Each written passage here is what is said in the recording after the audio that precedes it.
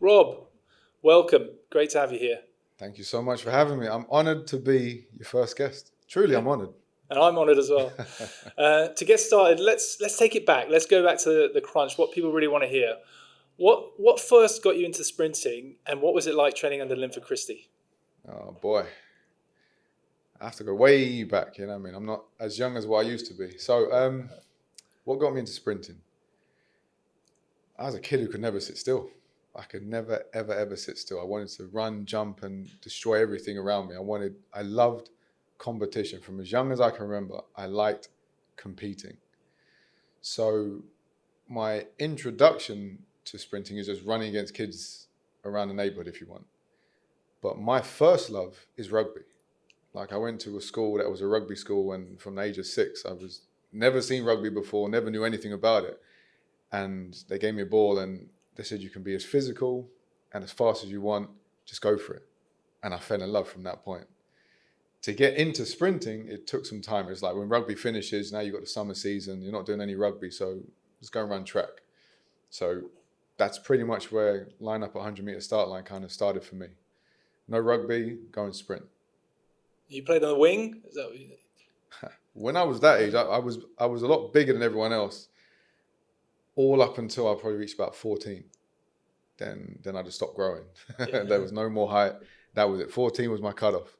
From the early years of me playing rugby, from like small, whatever, I've played everywhere from the front line right the way to the backs to fullback. So I started as prop. Then we got a 5-man scrum. I came into the second row. Then I came into the back row.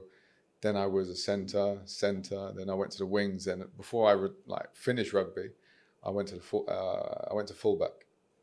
And you realised then you could sprint pretty fast. Is that the... I always knew I was quick. Yeah. I always knew I was quick. I was quicker than anyone, pretty much anyone on the rugby field. Yeah. When I got involved in track, I realised I ain't that quick. I was rapid and I was very strong, but I wasn't. I realised, and I didn't notice at the time, but looking back at it now, I realised how much of a skill track is. Like, sprinting is 100% its own skill. You can be quick, but it only gets you so far. It's not just about running. You've actually got to have a technique and efficiency. You have to. Yeah. It can only get, like I said, it can only get you so far just being quick.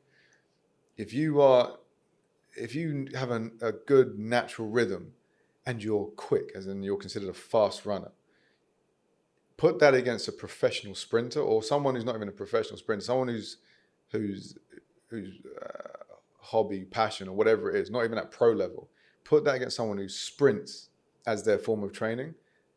You think you're a fast runner, they will destroy you, because sprinting is its own skill. And not enough people recognize how much of a skill it really is. Once I realized that, I'm considered fast in rugby, I'm considered powerful in rugby. When I got to the track and field world and I saw how fast kids were, I was hooked. I don't like to lose. I don't understand how someone can beat me and they've got 2 arms, 2 legs, they bleed like me, they sweat like me. I don't understand how that's possible. And that drives me insane. So again, retrospectively, looking back, that's what kept me in the sport so long. It wasn't the glory, it wasn't winning stuff, it wasn't titles and records. It's none of that stuff for me. It's competition and how did this person beat me? I need to understand it. And that, I think, was like the beginnings of me understanding coaching, if you want. Like, I've got to be able to coach myself first. And then understanding as much as I have over the years, it's brought me to a place of me being able to coach an individual to whatever level of success they want and then beyond. It's interesting you touching there on like the physical side, but also the mental side, which sounds like it's absolutely critical.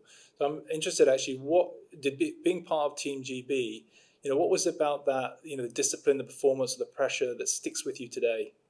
All right. Well, I didn't get my GB colours. I trained amongst a lot of GB athletes, and I always say this: like, whoever I trained with, I could compete very well. I was brilliant in training. I was, especially on the short stuff. Long stuff, I couldn't care less about. Like anything over 150. I hated it. It was too far. I don't like pain like that.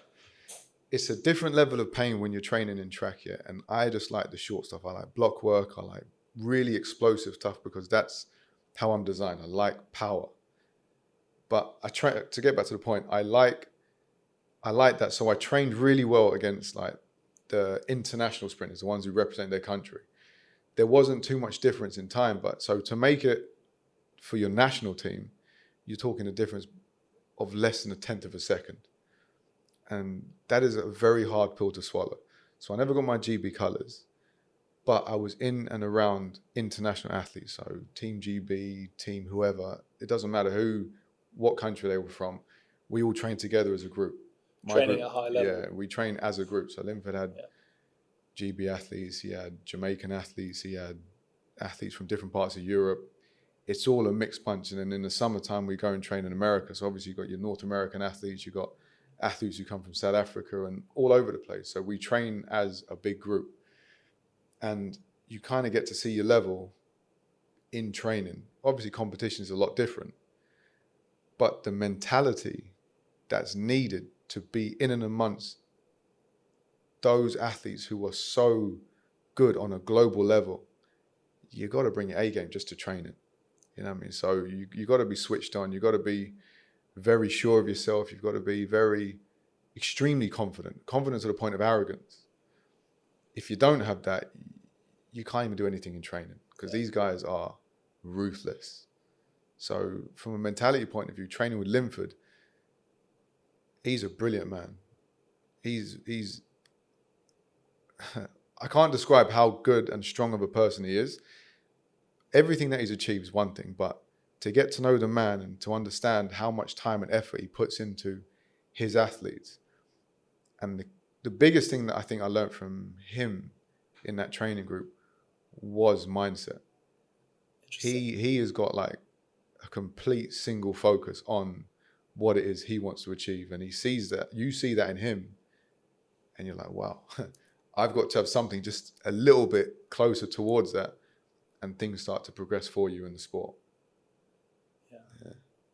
I can imagine. I mean, obviously, as a fan of athletics, seeing Linford when he was in his prime was pretty impressive. And I can imagine he's the importance, I guess, the physical and mental. You touched on that a couple of times in what you were saying.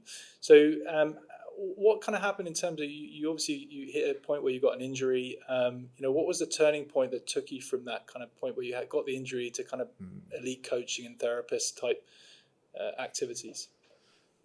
I'm trying to summarize a lifetime, a body of work. Well, is it in terms of? Did you find that you were struggling? You struggled a lot with sort of injuries and things like that, or was it one major one? From day one. I've always, like I said, from a kid, I've always run up and down, jump, want to race against people and fight people. Like I was always an active child, so I was always limping around, bruised up, beaten up. There was always some type of problem with me. When I played rugby, I used to twist my ankles all the time. Like I'm always limping. My dad used to get really annoyed with me. He couldn't understand why I'm always hurt after training. Not like physical knots, but I just twist my ankle a lot. When I got to track and field, when I started sprinting, every year I remember I'd pull my hamstrings,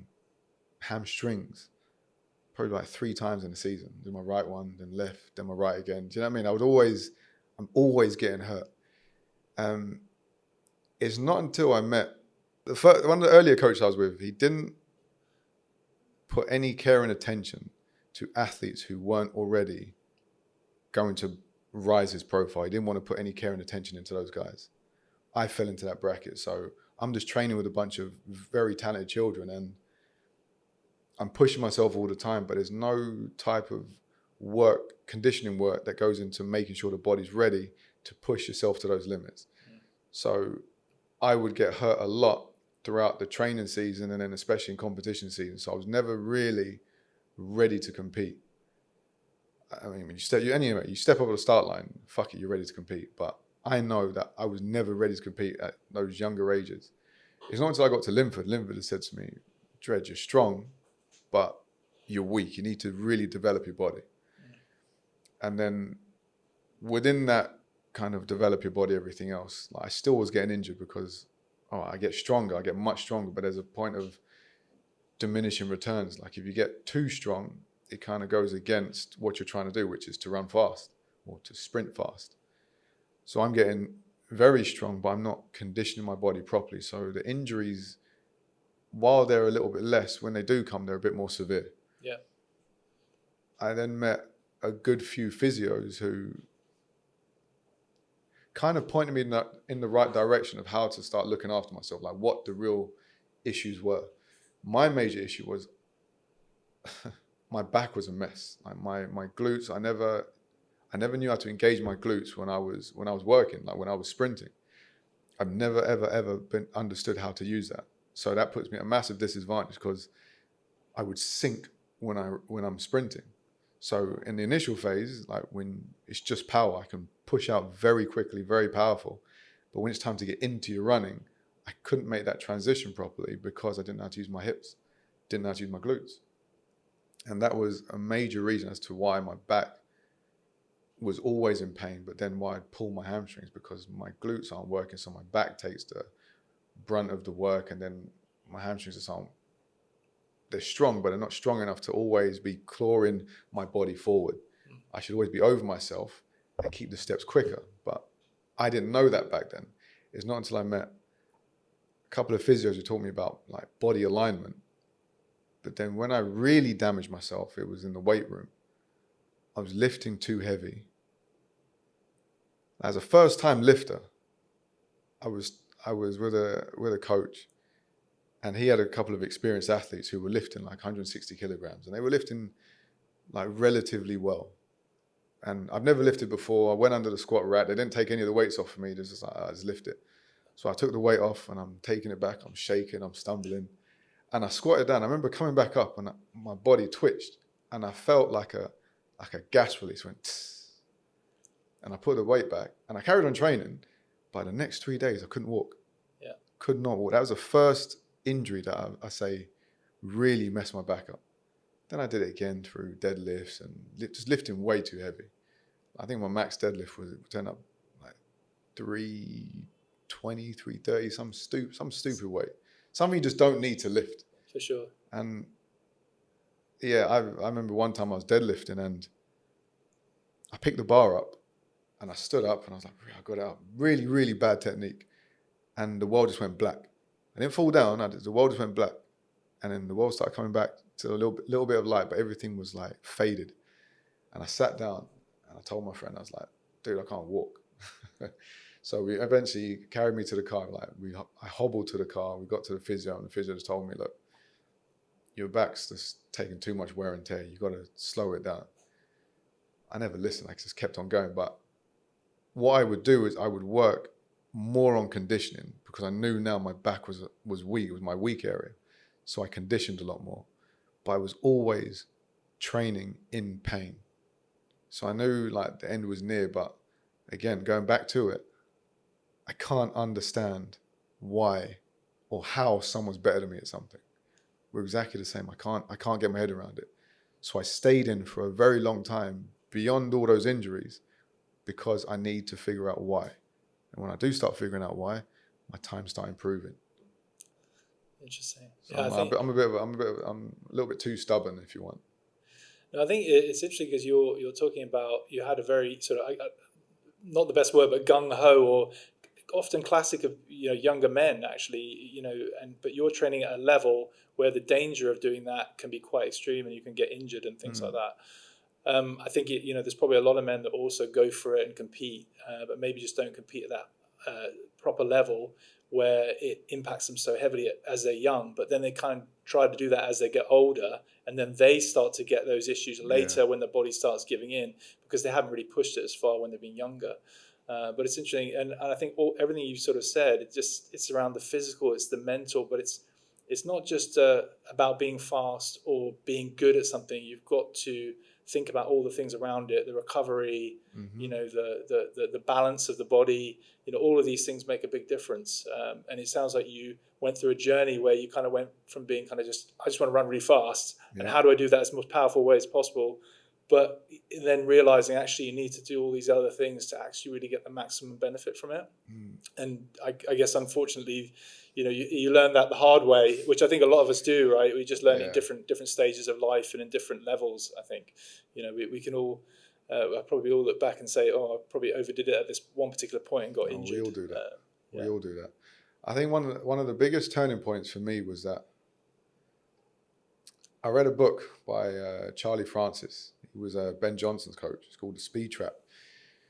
Go and read that book. It's really insightful. That kind of put into perspective how to train. Like while we were training, we were covering all the bases of training, but we were just doing it with like no system. And reading that book and going through that journey of what Charlie Francis described as from his athletes being talented, but not quite the finished product, to going through that journey to becoming that finished product. Forget all the substance abuse and that. I'm talking more about the process in which they were training to get to that point where they were world beaters. Yeah.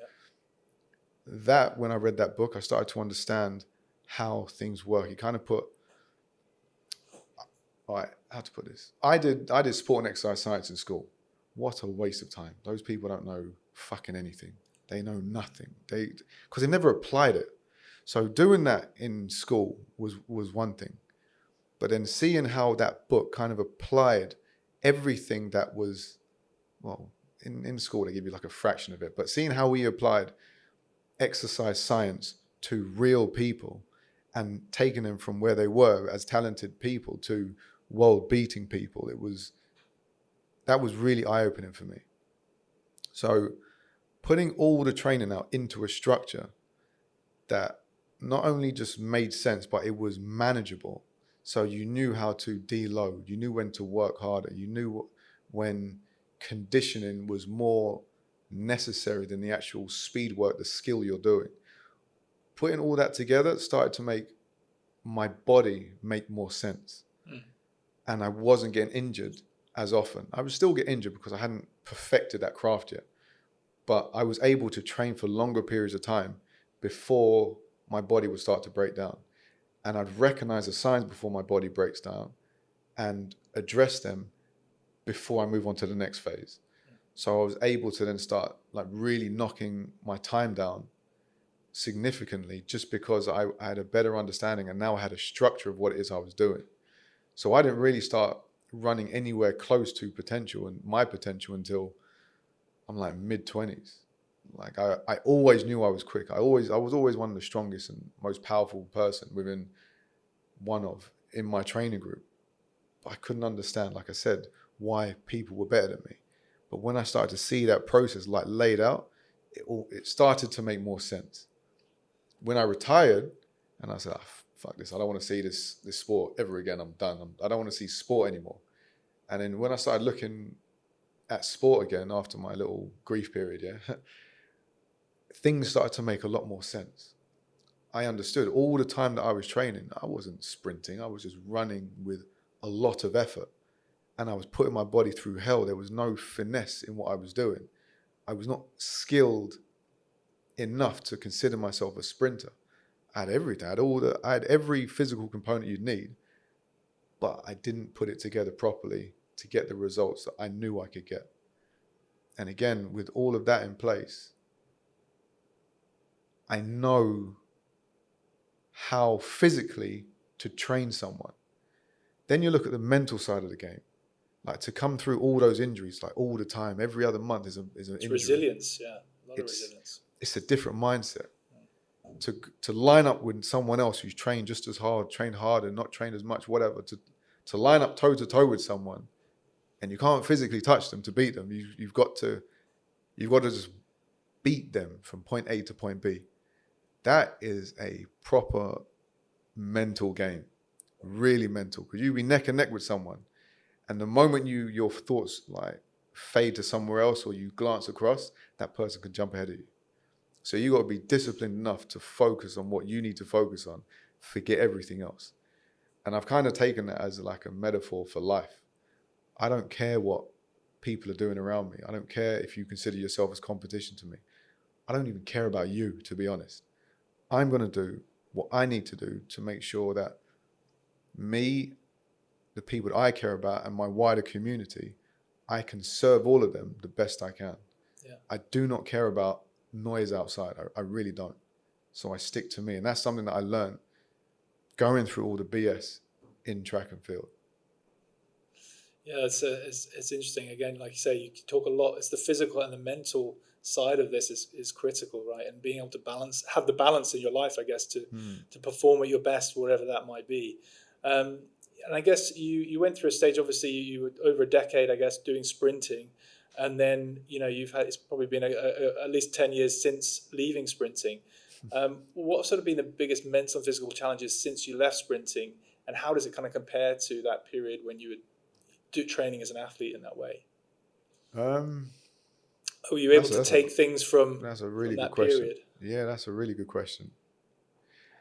And kind of a painful question, yeah, because when I quit, I remember the day I quit, I was doing block training. Every sprinter loves block work.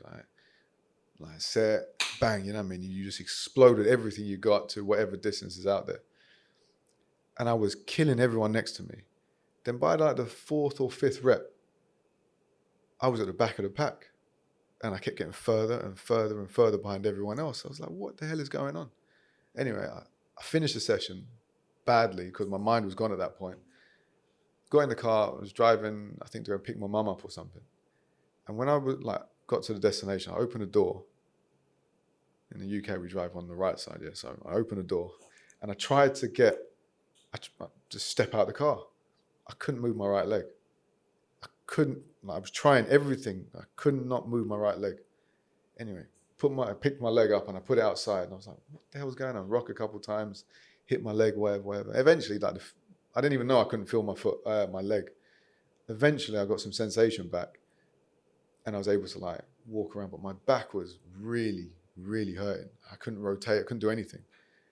And then got my mum sat down on the couch when we got back home and I was like, I'm done with this. I'm finished. I don't want no more of this pain. I'm completely done. And I didn't know, a few days had passed or whatever, but I didn't know what to do with myself.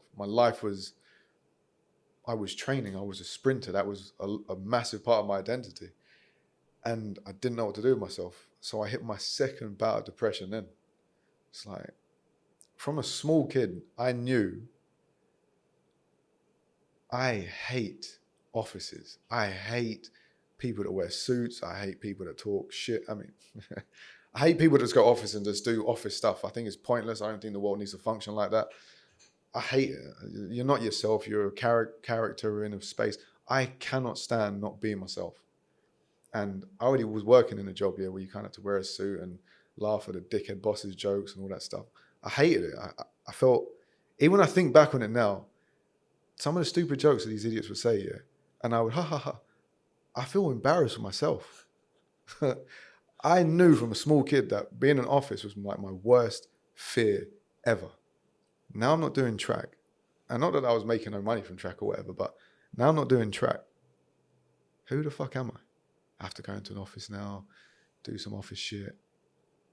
Dude, that's depressing. In London, it's dark in the morning. It's dark late afternoon. You leave early in the morning. You come back late evening. All you see is dark, and then in between you see office. Yeah, so you were going through a transition period, obviously changing from something that was a massive part of your life to something, trying to discover, I guess, what you want to do with the rest of your life from that point on. Mm-hmm. But having come away from that, you must have had a lot of knowledge that you could apply in life. It's just you maybe hadn't got to a point yet where you realised how to apply it and the best to help people, as you sort of mentioned before. Mm. I'm interested actually in your definition of, I guess, fitness and wellness. How has it changed since when you were a sprinter and an athlete to general fitness and wellness now, particularly as you also train other people as well? I think the whole health and wellness space is now over-engineered. Yeah, there's just a lot going on. And I suppose that's a good thing in many ways because it brings a lot more people to be more conscious about their health. So I think it's a good thing. The world I'm coming from, is very specific, it's very detailed. So one of the examples I'll give is like HIIT workouts. They're amazing. Like they're to me, they're probably the best types of workouts you can do. But to me, that was like a warm-up. You know, it was a circuit. You just put a circuit together and that gets you ready to do something properly. So I see people doing HIIT workouts and they say, oh, there's massive companies that build their whole brand on what I would consider a warm-up. Like, it's crazy to me. And then you've got brands or training methodologies that are taking weightlifting and gymnastics, and you know what I'm getting at. Well, they just rebrand it or repackage it in a slightly different way. They just put it together as what kind of helps me stick to my guns in how I train people is I realize there's a lot of bullshit out there. And that bullshit is hurting people. They don't know it at first, because if you've never worked out before and you do any form of exercise and someone says, change your diet to whatever, you're going to see a lot of results very quickly. So if you get those results very quickly, wow, I believe in this wholeheartedly. So no one can tell you anything wrong about what it is that got you results. It's not until those people start getting hurt that they start to realize that what they're doing is not necessarily the best and most healthiest thing that they can be doing. And that's similar to the process that I went through. The way I was training was, while I felt great, I felt strong, I felt powerful, I felt amazing, I was getting hurt too often. And at some point, when you are getting hurt, you've got to reevaluate what it is that you're doing. So the way I got into coaching is that I saw all the mistakes that I had made being done by too many people. I just saw it, like from going to like gyms or being around tracks and fields, just sports grounds. Yeah, exactly. So being around that, I saw so many people making the same mistakes that I'd went through, and I was like, something's got to change. And I'm not seeing coaches address those things, whether they know it or they don't know it or they don't care. I don't know what it is, but there is a huge space in helping people do the right thing. And I'm sure there are many coaches who think they are doing the right thing. But I look at them, I'm like, you have no idea. You have zero clue that in which you're doing. You may know how to lift weights or pick up a weight and put it down. Everyone knows how to do that. And you've positioned yourself as someone who can do that. But you're not helping people for like the longevity side of things. So when I look at sports people, their career is very, very, very short. Your life after that is massive. You want to come out into that next phase of your life as healthy as possible and have as much knowledge about yourself and what works for you as possible. And normal people kind of fit into that bracket as well, but they're coming from another position of they've never done anything. Then they do something which is like a shock to the system. And then a couple of years later, that short period of time, they start getting hurt and they then seek other forms of exercise. So to come full circle to your point, it's like, what do I think of the space now? I like the fact more people can do so many more things and be active. But there is a lot of noise and there's a lot of cowboys in the space that are doing more damage than good. So if you think about, sorry to butt in there, but if you think about it from this point, let's take sport. Right now, injuries are at the highest they've ever been in sport. Way more than when I was doing it, way more than the generation before me. But we've got so much more knowledge, we've got better everything, infrastructure, equipment, stadia, we've got better everything. But we're getting more and more and more injured. Something's going wrong. The general public, they're more active than they've ever been in recent history and in history in general. But the healthcare service is like massively under attack. People are getting sicker. What do you call it? Like cardiovascular disease and things like that. They're through the roof right now. Something's going wrong in this space. The healthcare system, whatever, they've been failing us for years. But in the health and fitness and well-being space, again, I'll go back to it. There's too many cowboys and there's too many people in the space that are doing more damage than good. Maybe driven by, I guess, generating revenue as opposed to actually helping and efficiently in the quickest way possible. There's probably ways to exercise and eat, which are quite simple, which can benefit a lot of people, but actually that's harder to make long-term money out of. So maybe some of that's down to that. I don't know. Possibly. I would think so. Like I've got a sports company where we train basketball, football, tennis, and speed and strength. We give children a platform in which they can grow and develop and express themselves as they want to within the sport. So the speed and strength part of the program is all about what it is I've come through, so I develop them as athletes. First and foremost, they're athletes. Once they're athletes, it will be easier for them to acquire the skill. Once they have the skill of basketball, football, whatever, they're athletes who can play their sport. They're safe, they're healthy, they're not worrying about no injury, they're quicker, stronger, and they've got their skill. They are complete players. And that's what I want. I want them to develop and experience the sport and offer the sport. More importantly, I want them to offer the sport themselves. I don't like robotic sport. If you speak to most guys in our generation now, they don't even watch sport anymore. It's too robotic. The coach has got too much influence. There's too much from this, too much that. It's all boring. There's no more Ronaldinho's. There's no more Kobe's. There's no more anyone. So I believe that is super important to develop children so that they can be themselves within the sport. So I say that to say this, not to plug Pure Sprint, but more so to say there are other academies. There's loads of academies in Dubai, and it's a numbers game. They got all the gimmicks. They've got everything. They've got all the BS that they need to attract the people to them. And we as a population are quite stupid that we buy into gimmicks. And the gimmicks don't do shit for you. But you send your children there and they remain fat, they remain untrained, they remain unskilled, but they'll stay there for a long time.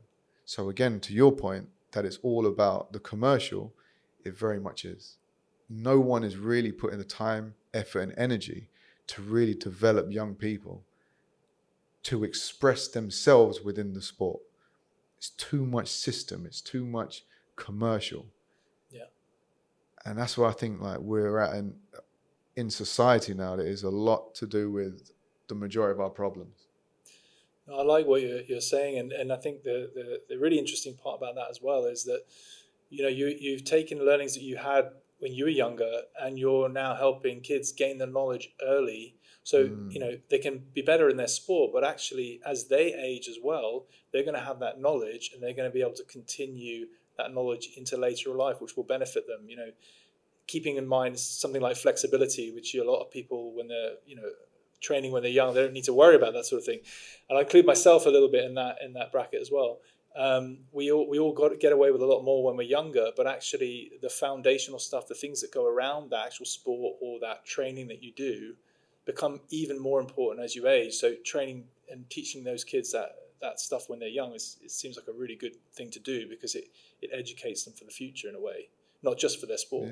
Yeah. One of my major philosophies, so the guys that I train I let them know that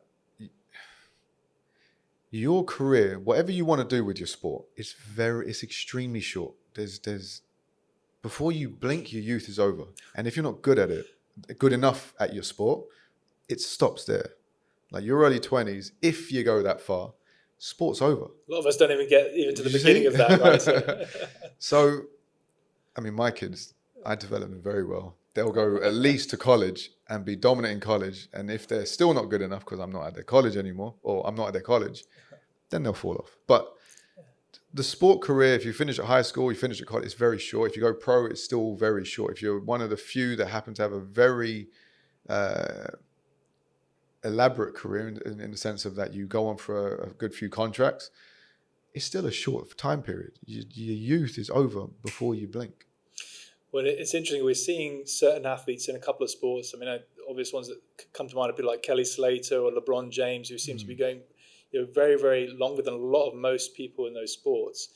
but they have to have everything really highly optimized, and they have to be extremely careful in order to get there, right? They've probably got a lot of help around them to support that ability to continue physically, because like you say, most sports careers generally are fairly short. Maybe not golf. Maybe you can go a bit longer in golf. Is that a sport? That's a good question. Or snooker. You hit a key point there. You do need to have a team. I think the first team members, if you want, have got to be your parents.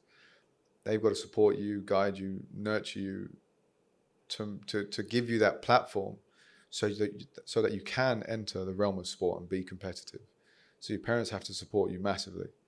Then they've got to find you a good coach. If you don't find a good coach, then they're just kind of throwing you all over the place, and you never really get a chance to either enjoy the sport, enjoy the developing process to become what you potentially can become. And when I say enjoy the developing process, learning anything brand new is boring, it's difficult, it's annoying, it's frustrating. It's all the things that make you not want to do it anymore. But if you can get through that, that tells me a lot about your character. And if parents can help their children through those that development period, whatever time frame is, that tells me a lot about that setup. That this is a set of children that have the potential to go that little bit further. So again, it's down to not the mental side of the game, but the mental kind of starts with the parents, what they're about, then it feeds into the children. Children are always going to say, I'd rather stay and play video games, or I'd rather be out with my friends, or I'd rather be doing anything else but working hard. Yeah. But if that mindset from the parents kind of is around the child goes through the process and he develops that, or he or she develops that for themselves, you've got the foundation of something that can be pretty dominant in what they want to do. That's critical, and I think the foundation for kids is really important, how they exercise and how they maintain their health later in life.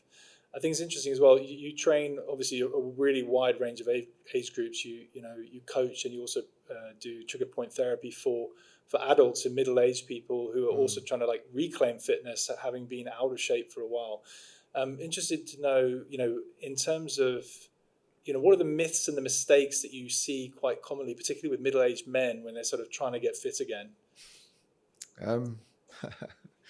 So many. Where do you start? Where to start? Whether they've exercised before or they've never exercised, wherever they're coming from, they've done it before, they've never done it. Wherever they're coming from, everyone makes the same mistake. They try and rush into lifting as much as they can. They try and go too much into that which they're not ready for.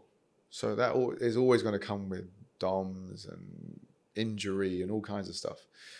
When I'm training them, when I'm training anyone, I always look at health first. Your health is the most important thing. So trying to lift before you're flexible or mobile is a waste of time. You can lift, by all means, go ahead and do it. But in the very near future, you're going to get hurt, and it's going to sideline you for a very long time. Yeah. So it's best you start slower, build your foundation nicely, and then get into the work. Because you'll see, not only will you see results, but you'll see quicker, lasting results. So once you're over that foundation period, you'll get those results very quickly, and they will last. So let's say work commitments kick in or family commitments kick in. If you take a 2-week break, take a month's break, you come back again, you're not starting back from zero.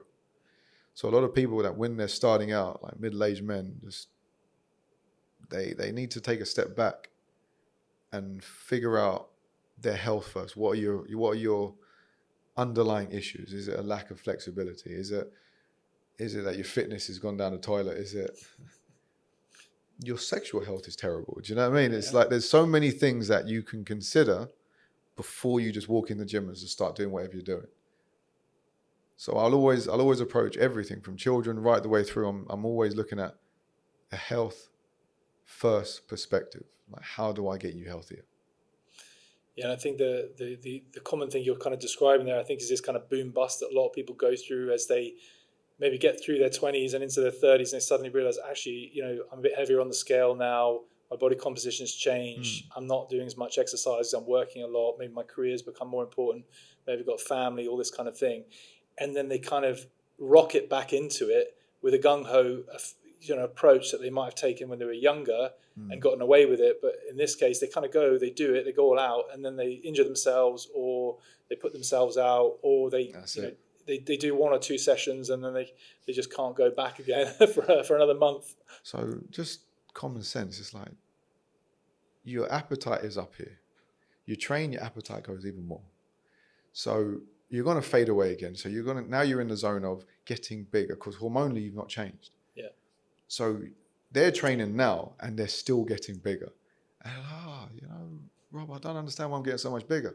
You'll offer some advice, but they won't take it. They'll keep doing what they're doing and they'll continue to get bigger. The first part of any of this is, for the normal person, is your diet. How you're eating, how you're resting, timing of your meals. Super important. But it takes a lot of discipline. It takes the mental strength. For children or people that are involved in competitive sport, especially explosive sport, even if you train in high intensity workouts, the number one thing you've got to manage is stress. If you are stressed, no matter how much high intensity nonsense you do, hormonally, you're fatigued. You could be adding to it with more cortisol and things like that as well. Right, exactly. Yeah. So again, you've got to look at health first. Where are you now? Where do I want to be? So what steps do we need to take to get you to that healthy point first and then build on it? I think you also kind of touched on another area which, again, we're going back to this boom-bust cycle. A lot of people do that boom-bust thing. But actually the consistency, even if it's not always at the highest level, is actually better. You're better off maybe going 3 times a week and doing slightly less than you normally would, but keeping that consistency, right? 100%. It tends to work better and obviously keeps you in the rhythm of it and means you're not always trying to claw your way back. I think a lot of people spend too much time trying to claw their way back to their fitness. And again, like they say, they get injured or they overdo it or, they gain more weight. It never works. It never works. On that is I also see a lot of people for therapy, trigger point therapy. Same situation. They're working out too hard and they've been down the road of, they've seen the doctor, they've seen the physio, they've done the whole the insurance process. They go to the doctor tells them, all right, take these tablets, come back. Doctor says, all right, tablets didn't work. Let's get you a set of physiotherapy sessions. Go to the physiotherapist, you got 5 sessions. 5 sessions wasn't enough. Now you got 10 sessions, that wasn't enough, so let's do another 5. Yeah. Then you go back to the doctor. The doctor tells you, okay, well, let's do some more physio. Eventually, you're going to the surgeon. So I get a lot of people who are tired of that process, and then they come to me and they're, okay, well, what's wrong? I've got this problem, that problem, whatever. A lot of the issues that people face when they're working out, just in general with health, is that their body is imbalanced. And what trigger point therapy does, it releases the tension that causes the tissue to pull you out of balance. So to release the tension means that you'll hit a specific point and it will allow blood flow more freely to the area, which will then soften the tissue. But just like anything, depending on how bad you are, is as painful as it's going to feel. So it's all about blood flow and rebalancing the body. Once you start to rebalance the body, you can actually see mechanically where people are inefficient. And then you would give them a set of exercises to do to address those inefficiencies. The reason why I like to use sprinting as my modality for training is because it's a brilliant biomechanical analysis to see what's happening to both sides of the body.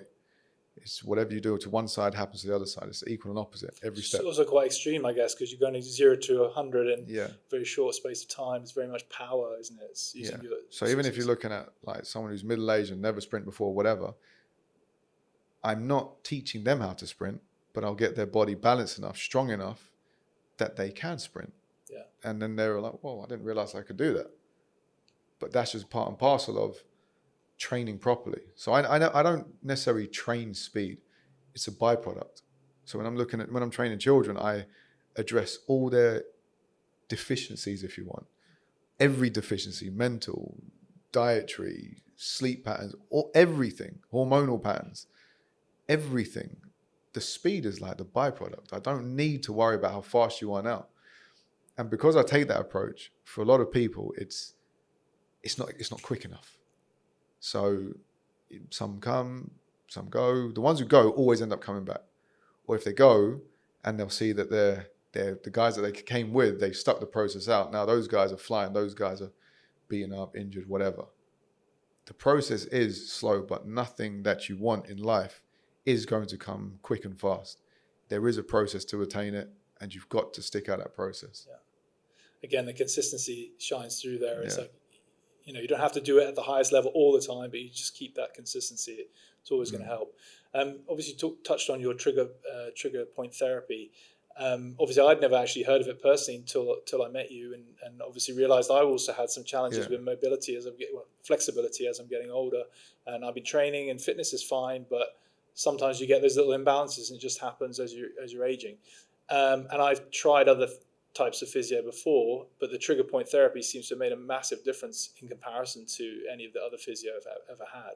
So interested just to know, where did you get into that? How did you learn about that, and why do you see that as more important than typical kind of physio approach? Good question.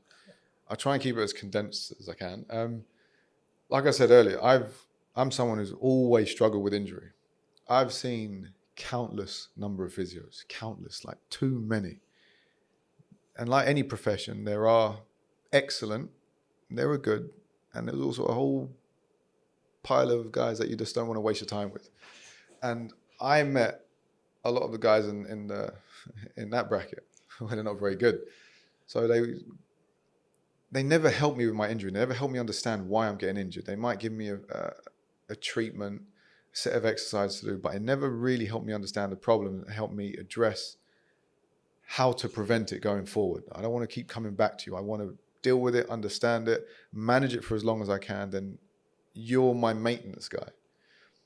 Physios don't think like that because they've got to deal with insurance and they've got quotas to hit and blah, blah, blah, blah, blah. I met an excellent physio. He was brilliant. He taught me, or what I learned from him was about alignment of the body. And he helped me realize how out of alignment I was. And when I saw, and I couldn't see it first time, he told me, look in the mirror. And I couldn't see that I was like this. I couldn't see it. I saw myself as normal. When he highlighted it to me, I was, oh my gosh, I couldn't believe it. That's why I'm injured all the time.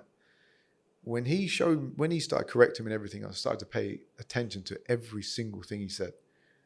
Now I couldn't help but see it on everyone around me. But that wouldn't address how I'm getting out of position or how I'm getting out of alignment.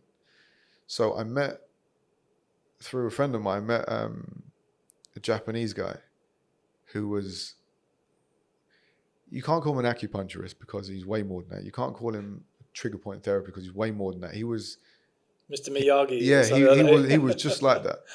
He was, I don't even know where he is now. I think he just like fell out the sky one day and just went back upstairs. I have no idea. Did he do that thing where he rubs his hands together and then something similar? But that's a story for another day.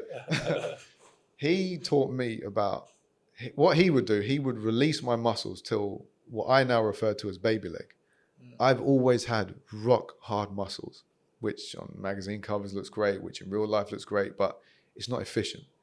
Muscles at the point of use, at the point of contraction, is when they should be hard. Before that, they should be loose and free. Yeah. He taught me, or what I picked up from him, he didn't teach me. He didn't want to teach me anything. He released my muscles to the point where they were completely relaxed. And all that tension that was pulling me out of alignment, he just got rid of it. And I went to him with a very serious problem. And I told you I had my second bout of depression when I went into the workforce, like full time. My first bout came when I couldn't train. I got plantar fasciitis, meaning I couldn't dorsiflex or plantar flex my foot. Every time I put pressure on the foot, I couldn't. It was excruciating pain. Yeah. And I'd seen loads of physios for it. No one could pinpoint what was going on. No one. I saw so many. My physio, that great one I mentioned before, he'd realign me and it would last for a period of time. He was brilliant at that. But something kept triggering me to go back to this initial pain and keep getting worse. It's not until I met this guy, the Japanese guy, and he got rid of the tension completely. So from that, I was like, Ray, how did you do that? He wouldn't tell me nothing. He's very much like Miyagi. Yeah. I said, what was the problem? Wax Tight. on, wax Tight. off. Tight. I said, what was tight? The muscle, tight. He wouldn't say nothing. He wouldn't give any more than that. He just left it at that. I said, all right. So anyway, I said, all right, can you teach me how to do this? Because I really found something that I was passionate about. Can you teach me how to do this?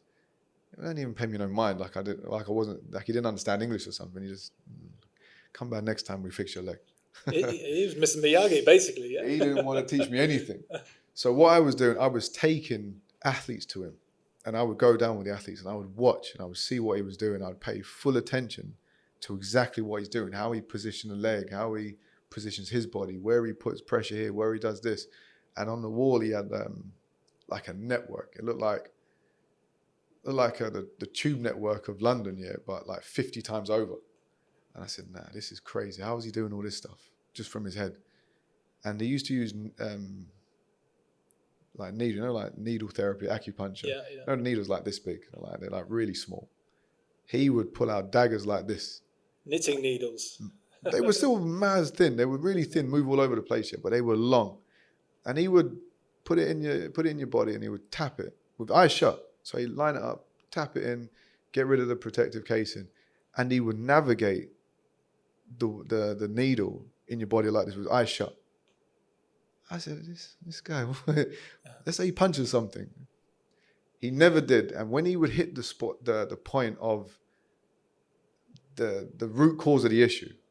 So I went for my foot. He fixed my foot from my back, from my quad. I said, this guy's a magician. When he hits that point, it's so painful. You have to scream. But before you scream, he screams for you. So he'd say, oh, yosh, and then you scream right afterwards.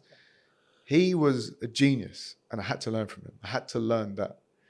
So I kept taking him athletes, and I would watch what he was doing, and over time I'd pick it up, and then he started volunteering information to me. So for a period of like 9 months, he was now talking to me about exactly what it is he was doing. So he was like mad expensive. So the athletes I was taking there couldn't afford him all the time. So they started asking me if I can help them. And that was like my intro to doing trigger point therapy. So I'm working with big, heavy muscle guys, and it's hard to work on them because it's so muscle. But then when you start understanding that it's just a system. You don't have to work as hard as because they got muscle. If they're this big or this big, it's same. Yeah, that does sound a lot like the Karate Kid story. One of my favorite films. Yeah, good stuff. So we've talked a lot, about your early days in sprinting, and then that transition. I guess the challenges you faced when you had to actually make the decision to leave sprinting and do something else, and then that journey to discovering what you should do. And now you've got to a point where you're an entrepreneur. You're helping a wide range of people with all the knowledge you gained over these years. So I'm just interested to know, with those challenges, there must have come some fears, some, what am I going to do next? How am I going to deal with this change? How do you personally tackle that sort of thing when I guess life's adversities come your way? Because I think we all face them at some point. And, how do you then help clients to overcome that kind of thing as well? Neil, you got all these great questions, man. You're killing me. What happened to the surface level? Take your time. Take your time. Once I realized that happiness was something I shouldn't be chasing, it's something that I want to bring to other people. It's something I want to bring to children. Nice. Like these years for you should be your happy years. Because as soon as you hit adulthood, you're going to be hit with work, taxes, family, insurances, all kinds of stuff. More exams if you go down the road of like the STEM field, you're going to have exams all the time. You're going to be stressed all the time. So in your early years, you've got to experience as much happiness as you can. Now, children are amazing to work with because they let you know immediately what their state of mind is. And I want to keep them as happy as possible, but also I want to keep them in the space of reality. Now, when you start to lose yourself, we've got to kind of bring you back down to remember what it is that got you to that point where you are happy. And you've got to replicate that. It's a system, it's a process. So how do I do it? I'm honest. I try and be as honest as I can, and it irritates a lot of people. It brings a lot of people down, but I'm not bringing them down to destroy them. I'm trying to get them to, like children I'm talking about, I'm trying to get you to understand the process at which you attain your happiness right now. So once you understand that process, whether you're with me or you're not with me, you can keep repeating that. And then you can build on that. Then you become better than what I ever was. And you can be of some service or some benefit to other people. Like, I really try and take that approach. I think it's super important, because the world is not a nice place, especially for young men, especially for men. It's not nice. It's not fair. It's not any of that shit. We have to suffer a lot in order to get that which we need in order to look after those around us. I like that. And the thing you're saying there, you're helping build a foundation that these young people can kind of, take with them, and knowledge and experience they can take through the rest of their life. And they can apply it in lots of forms, and they be stronger individuals, both mentally and physically, to deal with life's challenges. Because like you say, the older you get, the more sort of little challenges come your way. And, whether that's from work or whether that's from, a physical injury or whatever it might be, or some, something far worse.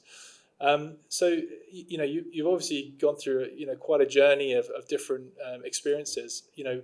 If you could sort of bottle up one thing, one learning that you wouldn't trade your youth for, what would that be that you could pass to other people, to the kids, to the adults you train, anyone? Take your time. It's okay. No stress. Oh, mate. Great question. Another one. One thing, just one. Not a handful. I'll give me a handful of things. Yeah, go for it. One, I like the challenge of one. I like the challenge of one. Confidence. Confidence in yourself. Okay. Confidence in your abilities. Why do I say that? The way you framed the question took me right back to my childhood, when I was in school and I would race against guys. And like I said, I love racing. I like competing. I like to win. When I'm beating all the kids around me, I would laugh at them. I would be having a great time. I was happy. And those teachers would always tell me, you're too arrogant. At 6, 7, 8 years old, I don't know what arrogance is. But they beat me down to a point where I have to diminish my light to conform to other people. And I let them do that. Okay. So there's no way on this earth, anyone who trains with me doesn't exude like a godlike confidence. They walk like they're supposed to walk. They shine like they're supposed to shine. I make it possible that they will believe in themselves unequivocally. So confidence is, to me, is the number one thing every person should have.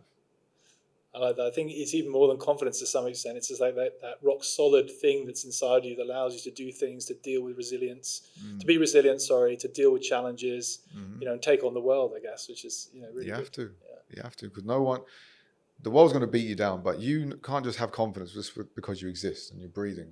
That's not confidence. That's just like, that is arrogance. That's just blind stupidity, if you want. You've got no ability or whatever. You have to believe in your abilities. To believe in your abilities, you have to work at your abilities. You have to keep on honing your skill, honing your craft. The more time that you put into that, you will naturally get better at that which you are doing. And when you believe in that and it becomes to a point where you are now of service to others with that, you deserve to be confident. You deserve to really step forward with your abilities, and here I am, present this to the world. I like that. So not being selfish, actually saying, well, what can I bring to the rest of the world? And it's a good approach. I really like that. One last question, specifically for, I guess, those people going through that challenge, late 30s and 40s plus, where they realize, I guess, their life is not forever, and longevity is a much bigger thing now.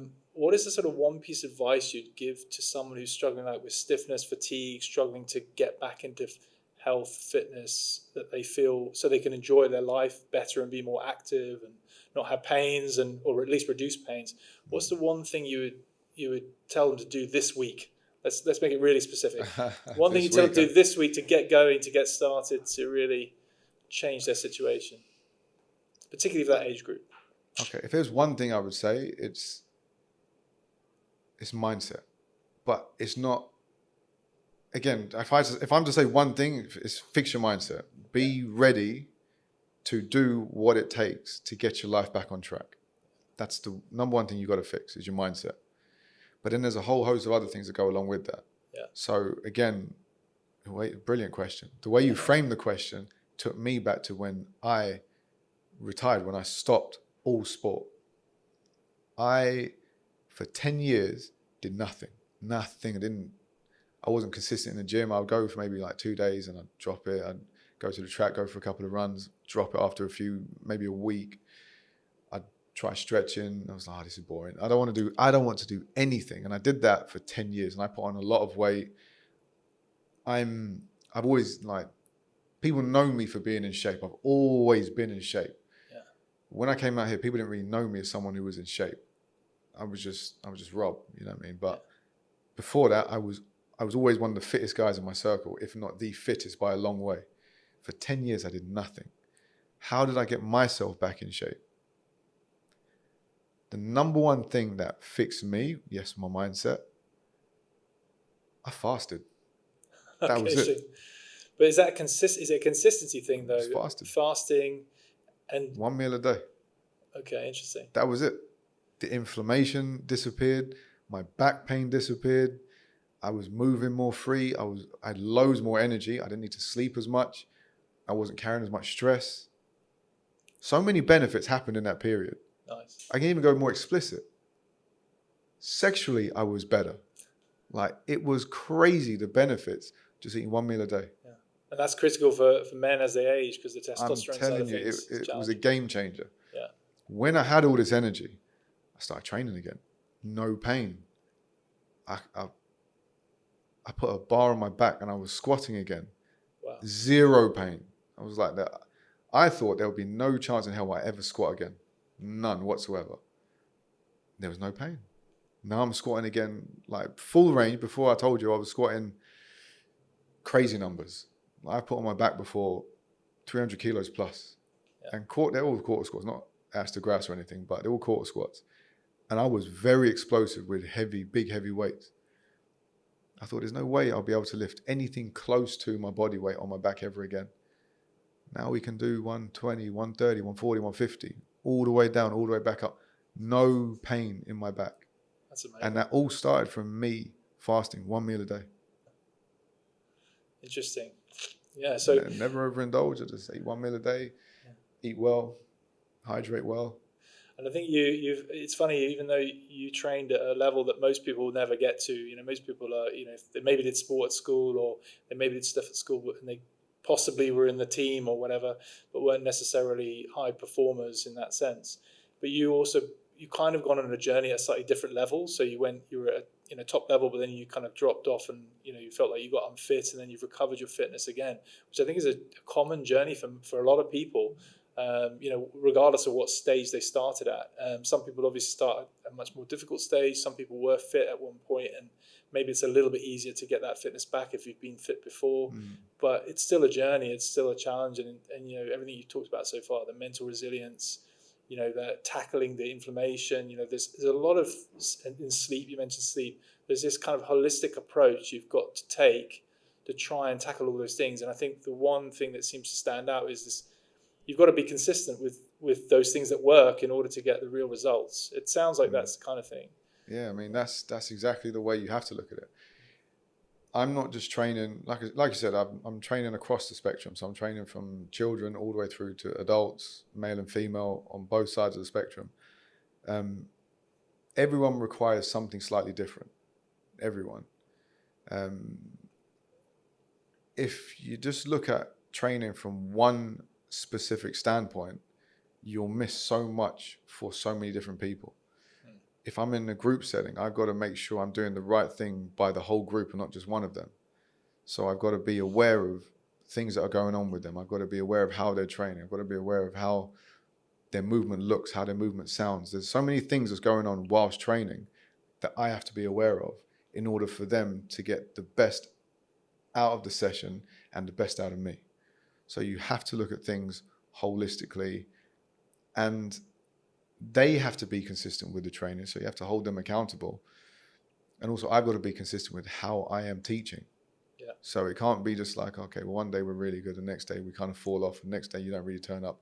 There's no results in that. So consistency, you're right, is a common theme that has to be. It's like it's non-negotiable.